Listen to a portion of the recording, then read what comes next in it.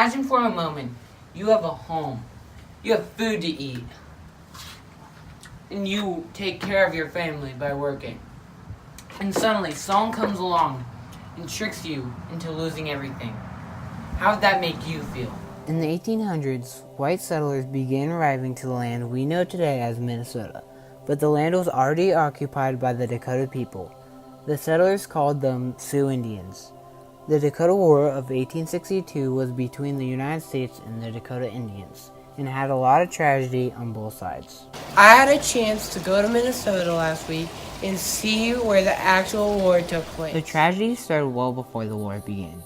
In 1803, President Thomas Jefferson wrote a letter suggesting to get the Sioux into debt by offering them supplies on credit, so they would have to give up their land to pay off their debt. This plan tragically created a lot of debt for the Dakota, but it was triumphant for the Americans. An American man named Henry Sibley was influential in Minnesota history and with the Dakota people.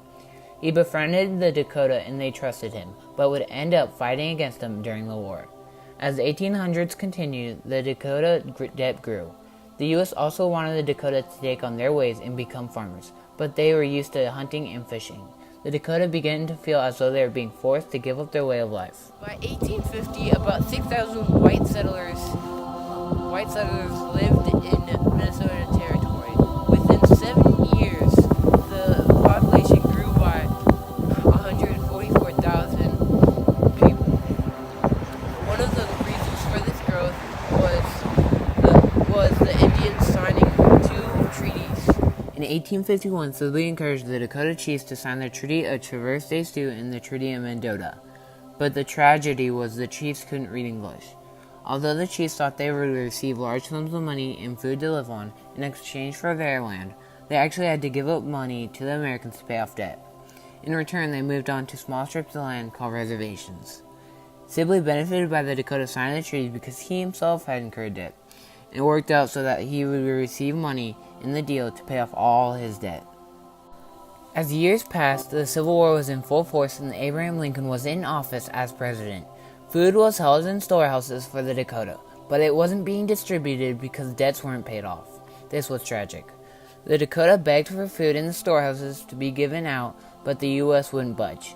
In fact, Andrew Myrick, a storekeeper, said, "Let them eat grass." That did not go over well with the Dakota. The Dakota began to feel desperate and tensions started to rise. In August of 1862, 4 Dakota teenagers went hunting. Their hunt was unsuccessful, and on their way back, they came to a cabin where their emotions started to boil At the over. site of Howard Baker's cabin. On August 17, 1862, the hunters talked with the people at the cabin and then killed 5 of them and ran. After this first incident, called the Acton Incident, the 4 young hunters went to the Indian chiefs to tell them that they just killed 5 white settlers. This was not a good situation for the Dakota to be in. One Indian chief, Little Crow, did not want to fight. He knew it would be impossible to beat the Americans, but the Dakota people convinced Little Crow to lead them in battle because of the unfair treatment they were receiving. For 6 weeks, the Dakota Indians began to attack the white settlers. One of their first targets was to kill the storekeeper, Andrew Myrick. Myrick's body was found with arrows in it and grass stuffed in his mouth. Henry Sibley, once a friend to the Dakota, was put in charge of leading the Americans to fight against the Indians. This timeline of August 1862 shows the battles and the attacks that happened. Sometimes the Dakota would attack random farms, sometimes they would attack groups of settlers, and other times they were having all-out battles. Because many men were all fighting in the war, attacking the white settlers meant killing a lot of women and children and taking hostages. This was a tragedy. One attack happened at Fort Ridgely. Fort Ridgely. It was built in 1853. The Americans built Fort Ridgely to watch over their reservations, but the Dakota attacked it and killed 7 Americans and wounded several others. This timeline of September 1862 has battles such as Birch Coulee. On September 23rd, the youth sent out more forces. The Dakota began to realize things were not going their way, so Little Crow and many of the warriors fled west for fear of being killed. On September 26th, the Dakota finally surrendered and let their hostages go at Camp Release. The end of the war was a triumph for the Americans. When it was over, about 600 white settlers and approximately 100 Dakota Indians had lost their lives. Now it was time for the Dakota to get punished for their actions. They had unfair trials organized by Sibley, without representation and some trials only lasting 5 minutes. 303 Dakota men were found guilty and were held at Camp Lincoln to await word from President Lincoln for their punishment. We are here at Sibley Park where Camp Lincoln took place. President Lincoln's role in the U.S.-Dakota War is rather complex.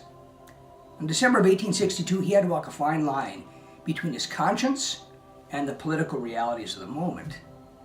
In Minnesota, a military commission had sentenced 303 Dakota warriors to death for their participation in attacks against settlers and soldiers. President Lincoln reviewed the list, and he decided that only those accused of rape or murder of unarmed civilians were to be hanged. In this way, Lincoln spared the lives of 264 of these men. He did, however, approve the execution of 39, one of whom was given a last-minute reprieve. A great number of Minnesotans wanted to execute all the accused Dakota men, threatening to take the law into their own hands if the government would not punish the Dakota. Lincoln said in response, "I could not afford to hang men for votes." The hanging of those 38 men is one of the largest mass executions in American history, and a terrible and shameful time in our past. However, if Lincoln had given in to political pressure, it would have been much, much worse. I'm in the heart of Mankato. It was here that 4,000 people was piled into the streets to watch the 30 Indians get hung, which was issued by Abraham Lincoln. When the Dakota men went on the scaffold to be hung, each of their heads were covered with cloth. They held hands and sang a Dakota song. Of the original 303 Dakota men, the ones that didn't get hung were held in Nebraska for 4 years. Then the U.S. took 1,600 Dakota people into custody. Many of them were women, children, and older people that had nothing to do with the fighting. They were brought to Fort Snelling and were held in a concentration camp for the winter going into 1863. This is Fort Snelling. These conditions at the fort were really bad. About 100 to 300 people died while at this fort. After the winter, the Dakota were sent west to live on reservations. Many Indians still live on these reservations in the U.S. The Dakota people were banned from Minnesota, which is a law still in effect today. There was also a bounty hunt in which $200 would be paid to anyone who can bring back a Dakota scalp. This is how Little Crow died in 1863. His scalp was on display for years at a museum. Many streets and places in Minnesota are named after Henry Sibley, but some people are currently protesting that. The effects of the war are still felt in Minnesota today. Both sides have strong feelings, as this clearly was a tragedy for all involved.